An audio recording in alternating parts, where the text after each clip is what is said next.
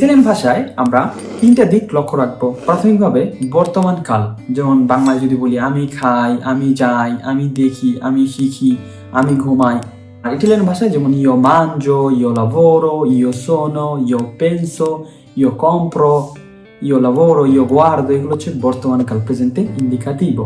এরপরে আপনাকে যেটা শিখতে হবে জেরুন্ডিও বা প্রেজেন্টে প্রোগ্রেসিভো, চলমান কাল, যেটা বাংলায় যেরকম বলি আমি যাইতেছি, আমি খাইতেছি, আমি দেখতেছি, আমি শিখতেছি, আমি কিনতেছি। ইটালিয়ান ভাষা এটাকে জেরুন্ডিও বলে, যেমন sto lavorando, sto guardando, sto imparando, sto pensando, sto cucinando, sto pulendo, sto dormendo. Tu cosa stai facendo? Tu dove stai andando? Tu cosa stai imparando? Tu cosa stai pensando? এই যে চলমান কাল।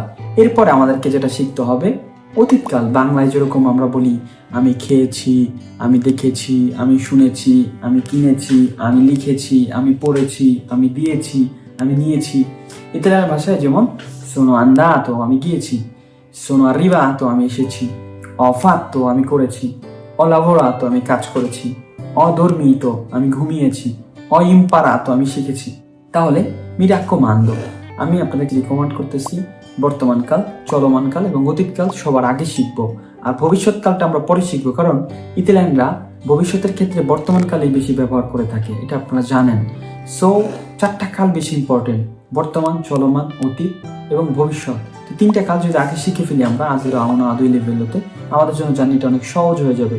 ওকে, তাহলে আপনি এখনই শুরু করেন বর্তমান কাল থেকে, তারপরে চলমান কাল থেকে, তারপরে অতীত কাল থেকে। ভিডিওটা গুরুত্বপূর্ণ মনে হলে লাইক, শেয়ার করে অন্যকে দেখার সুযোগ করে দিন, এবং ইতালিয়ান ভাষা সহজভাবে শিখতে চাইলে আমাকে অবশ্যই ফলো করুন এবং এই ভিডিওটা শেয়ার করুন। Come sempre ci vediamo nel prossimo video, arrivederci.